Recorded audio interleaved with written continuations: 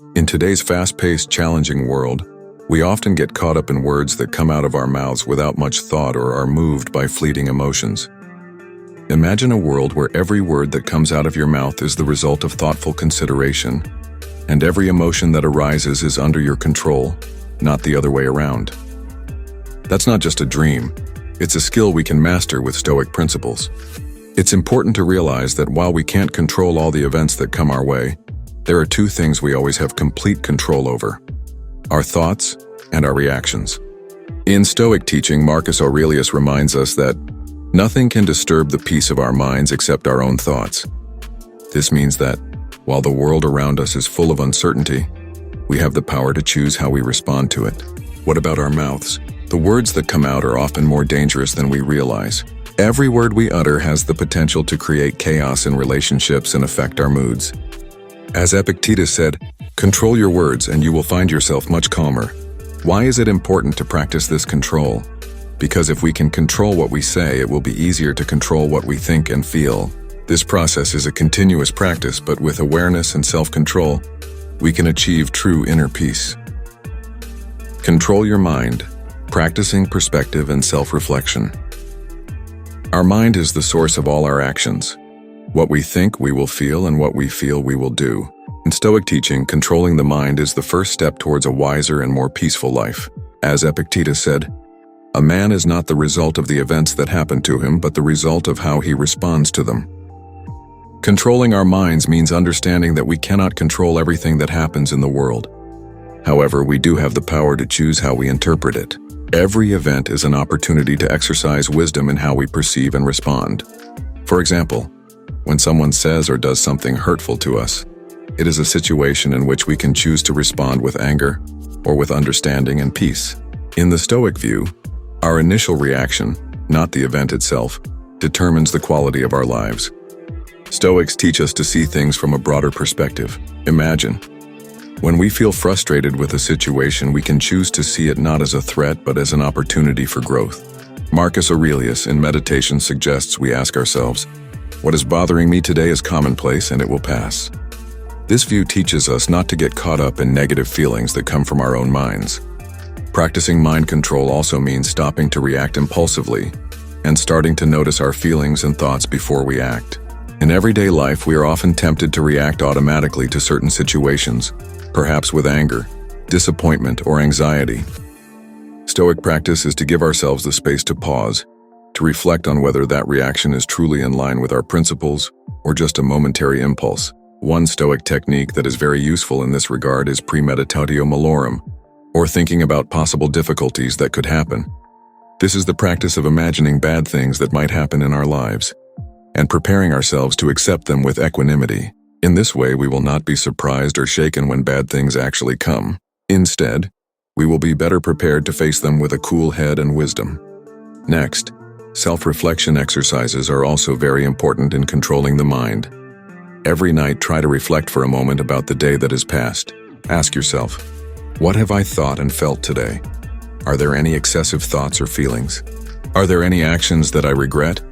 This kind of reflection can help us to be aware of detrimental thought patterns and try to correct them in the future. By controlling our thoughts, we not only train ourselves not to get caught up in negative feelings, but we also make room for wisdom and growth. Over time, we become more adept at seeing the world through a clearer, calmer lens, ultimately leading us to deeper inner peace. Control emotions, managing feelings and desires. Emotions are an integral part of the human experience. They come uninvited, can erupt with powerful intensity, and often move us to action. However, Stoic teachings teach us that while we cannot completely avoid emotions, we always have control over how we respond to them. Emotions, in the Stoic view, are not enemies to be fought, but energies that can be wisely directed. When we are angry, anxious, or frustrated, it is our body's reaction to a given situation. However, what is more important is how we process and respond to those emotions. Marcus Aurelius, a famous Stoic emperor, said, "When someone does something wrong, it is not your doing, but your reaction to it." This shows that we cannot control the behavior of others, but we can always control how we feel and respond to what happens. One of the key concepts in Stoicism is apatheia, the state of being free from unnecessary emotional distractions. This does not mean that we should become emotionless, but rather that we should learn not to get caught up in excessive or destructive emotional reactions. By achieving apatheia, we can live a more balanced life, unshaken by excessive joy or deep sadness. The goal is not to suppress feelings, but to not let them control us. To practice emotional control, we can start by recognizing our emotions when they arise. When angry, for example, we can give ourselves a pause to respond more calmly. Instead of exploding immediately, try to calm your mind by taking a deep breath and thinking for a moment. Ask yourself, is my reaction appropriate to the situation? What would be wiser to do at this time? With these simple questions, we can reduce the impact of excessive emotions and choose a more rational response. In addition, it is important to practice viewpoint shifting. When we feel our emotions are running high, try to see the situation from a different perspective. For example, if someone says something hurtful, try to think that maybe the person is going through their own struggles or did not mean to hurt. By changing our perspective, we can diffuse the negative emotions that arise and respond with empathy and understanding. Life is full of unexpected events, and many of us feel anxious or frustrated when things don't go according to plan. The Stoics teach us that uncertainty is a natural part of life, and we can choose to accept it with an open heart. In the face of uncertain situations, instead of getting carried away by anxiety, we can learn to stay calm and think clearly. With consistent practice, we can begin to notice a shift in the way we manage our emotions. We become more able to respond with equanimity, understanding that feelings come and go, and that we have the power to not let them control our lives. Over time, this emotional control will bring us closer to a more peaceful, wiser life, one that is guided by self-awareness, not by momentary emotional impulses. Control your desire, facing life with enough. Desire is the drive that shapes many of our decisions and actions in life. We want more money, success, recognition, and comfort. However, Stoic teachings remind us that uncontrolled desire can be a source of endless suffering. Controlling desire is an important step toward inner freedom and true peace. In Stoicism, ataraxia, a state of mental calm, can be achieved by minimizing our dependence on worldly desires that can never be fully satisfied. Essentially, the Stoics teach us to shift our focus from temporary material desires to the pursuit of deeper virtue and inner peace. Epictetus said, "Your desires are your bondage, not your freedom." That is, every time we cling to desires that are not in line with our moral principles, we are giving ourselves a burden that prevents us from living freely and peacefully. Controlling desire begins with understanding that nothing can bring true happiness except virtue. Virtue in Stoic terms refers to wisdom, courage, justice, and self-control, values that are not dependent on external circumstances or worldly achievements. This teaches us to define happiness not by what we have, but by who we are as individuals and how we act in the face of life's challenges. One way to practice controlling desires is through self-restraint. Try to reduce your consumption of non-essential items, or practice refraining from something you want for a moment. If you feel the urge to buy something new or indulge in a luxury, ask yourself, is this really important? Do I need this to feel happy, or is it enough? By asking these questions, you can build awareness and reduce your dependence on external things that you perceive as sources of happiness. Additionally, in Stoicism, there is the concept of premeditatio bonorum, the idea that we can achieve happiness by accepting what we have. In a world full of uncertainty and change, we often get caught up in the idea that our happiness can only be achieved through the attainment or accumulation of certain things. However, by training ourselves to be content with what we have now, we begin to free ourselves from the shackles of ever-expanding desires. Stoic practice teaches us to view worldly wealth and success as temporary. We may have wealth today, but it may be gone tomorrow.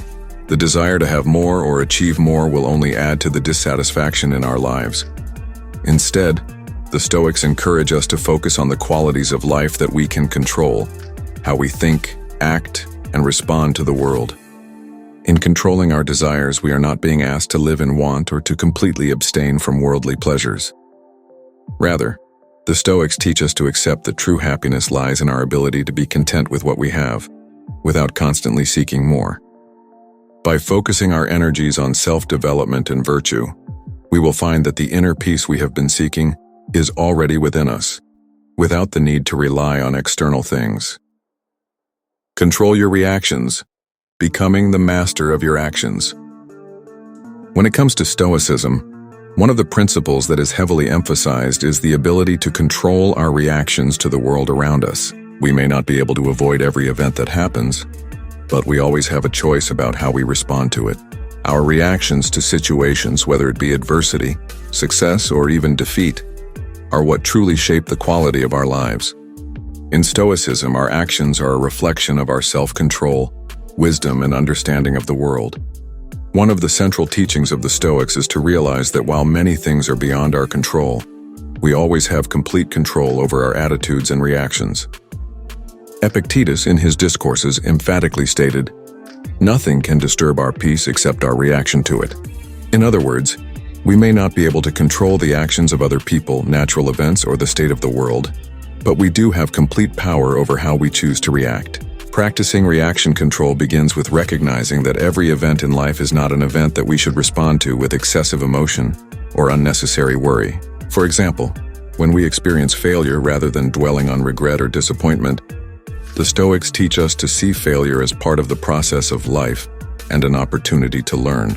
Once we accept that everything that happens is part of the flow of life, we can more easily respond calmly, think clearly, and take constructive action. This exercise in reaction control also includes how we respond to praise or criticism. In a world full of judgments from others, we are often tempted to seek approval or feel disappointed by criticism.